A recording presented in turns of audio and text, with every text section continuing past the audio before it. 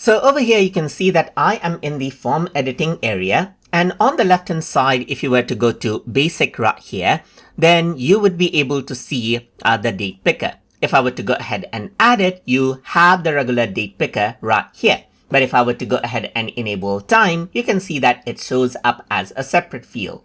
But let's say I want a single date time field. In that case, I can utilize something called the single date time widget. So to do that, I can simply go to the widget section, and then I'm going to go ahead and scroll down, and here you can see the DateTime Single Widget.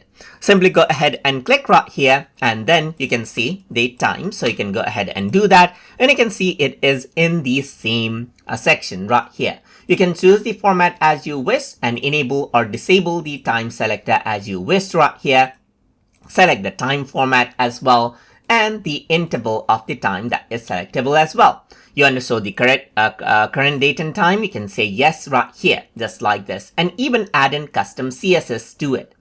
You can go to the properties right here, and as with any other field, you can change the alignment, enable or disable the label right here, just like this, change around the label alignment, change around the width right here, just like this. So right now it's 400, you can make it 500, change around the height, and duplicate this out right here, just like this. Let's just go ahead and delete it, and then go around onto properties, and in advanced you can go ahead and change the widget name for it right here, change around the field label for it as well, shrink it out, and even go ahead and duplicate this out right here so that you got two fields in the same place.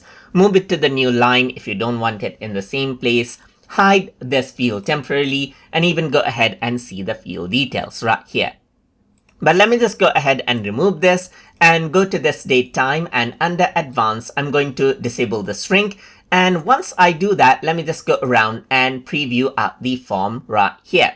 So once I go ahead and do that, you can see that I got date and time. So you can go ahead and select the date right here as per how you want, and select the time, which is in 15 minutes of interval, as you can see, and that will be selected accordingly. So that is basically how you can go ahead and work around with the DateTime Single Widget inside of Jotform.